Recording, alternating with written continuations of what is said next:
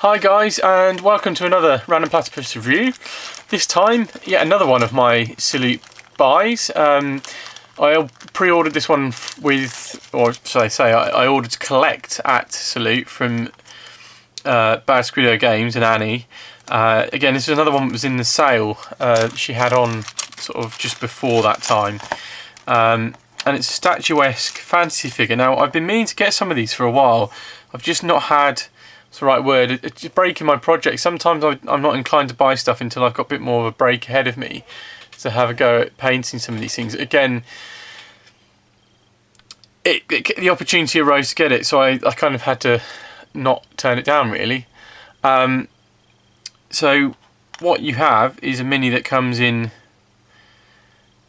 I think, 3 or 4 separate parts. There's a... I've got to look at this and work out how it goes together. So you've definitely got here, this one slides onto this, which is like his magic stick. I'm thinking of painting him to be a bit like Gandalf, but don't tell anybody. It's going to be for my Age of Magic, Saga Age of Magic Force. Again, I've backed the Fireforge Kickstarter, so I'm due to get some fantasy humans, which will be fantastic for a fantasy force. And then these guys, or at least this character and the one I showed in a previous video from Mantic, are going to be adding to that.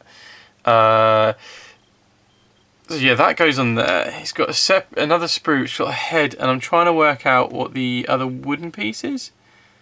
I don't think he holds it, or maybe he does hold it. Not really sure if he holds it or not, but that's the sprue. It's got I'll zoom in. Yeah, there you go. That's just a bit too much light. You see there, you've got a nice bearded, wizard-looking head. Oh, come on. Yeah. It's actually quite small, which is why it's... I don't want to zoom in. The closer to the light I get... Maybe if I can just... There you go.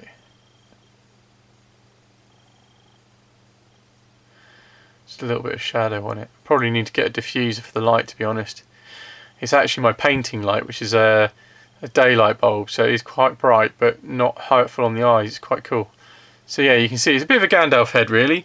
If you go over, obviously with all these, I try and put the links to the miniatures that you can still buy and things onto the comments at the bottom, so you can just go click and buy if you want to.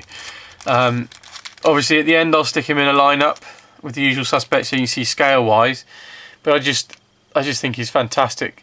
What you find with the Statuesque minis is that there's, what's the right bit, there's minimal flash, minimal mould line. You can see one there, but that's going to be really easy just to get my file out and take off.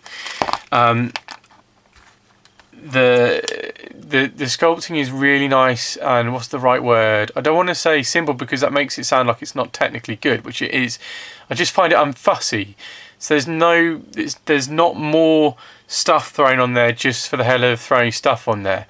You find sometimes that they're festooned with like pouches and spare daggers and all kinds of other stuff. And a lot of the time it's hiding lazy sculpting, or just because people are a bit worried to leave areas of a miniature sort of blank. But I think sometimes that's the best way of doing it, because it gives people a real chance to attack it with a paintbrush. I mean, there's no extra detail on this cloak. It is just a cloak. So somebody like maybe like me who's not got the best freehand, I can just paint that plain and just leave that, or maybe do a little bit of work in the corners, which I sometimes do on some of my magic cloaks and stuff. But with somebody with a great freehand, who's really, really good at painting, will take massive advantage of this space and can really paint up a beautiful cloak on it. And it's the same with the clothing. There's a little bit like around the cuffs of the mini, which I think has been really intelligently used to make the hand a separate part.